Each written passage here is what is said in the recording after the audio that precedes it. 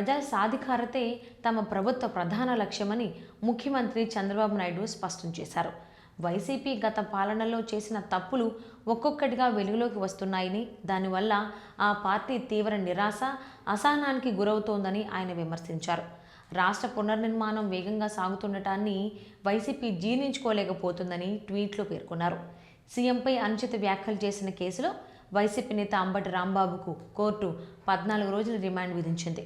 అనంతరం పోలీసులు ఆయనను రాజమండ్రి కేంద్ర కారాగారానికి తరలించారు. ఈ ఘటనతో పాటు వరుస రాజకీయ పరిణామాల నేపథ్యంలో ఆంధ్రప్రదేశ్ రాజకీయ వాతావరణం మరింత వేడెక్కింది. తాజా పరిస్థితులపై స్పందించిన సీఎం చంద్రబాబు రాజకీయాలను నేరాల వైపు మళ్లించిన సంస్కృతి వైసీపీ పాలనలోనే మొదలైందని తీవ్ర ఆరోపణలు చేశారు. వైసీపీ అధికారంలో ఉన్న కాలమంతా రాష్ట్రంలో చట్టరహిత పరిస్థితులు నెలకొన్నాయని విమర్శించారు.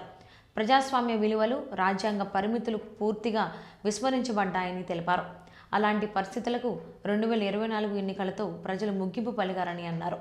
కూటమి ప్రభుత్వం అధికారంలోకి వచ్చిన తర్వాత రాష్ట్రంలో మళ్లీ రూల్ ఆఫ్ లా అమలులోకి వచ్చిందని చంద్రబాబు పేర్కొన్నారు. ప్రభుత్వ వ్యవస్థలు తిరిగి సరైన దిశలో పనిచేస్తున్నాయని, చట్టం ముందు అందరూ సమానులనే సూత్రాన్ని కఠినంగా అమలు చేస్తున్నామని స్పష్టం చేశారు. శాంతి భద్రతలను కాపాడే విషయంలో ఎలాంటి రాజీ ఉండదని సీఎం తేల్చి చెప్పారు.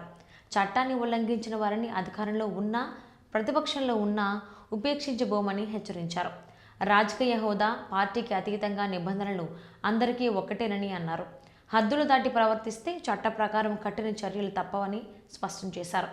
రాష్ట్రాభివృద్ధి, ప్రజల సంక్షేమమే తమ ప్రభుత్వ ప్రధాన ధ్యేయమని సీఎం చంద్రబాబు మరోసారి గుర్తు చేశారు. ఏపీ పునర్నిర్మాణం, పాలనలో పారదర్శకత, శాంతి భద్రతల పరిరక్షణపై ప్రభుత్వం పూర్తి స్థాయిలో దృష్టి సారించిందన్నారు. ప్రజల విశ్వాసాన్ని నిలబెట్టుకునేలా పాలన కొనసాగిస్తామని స్పష్టం చేశారు.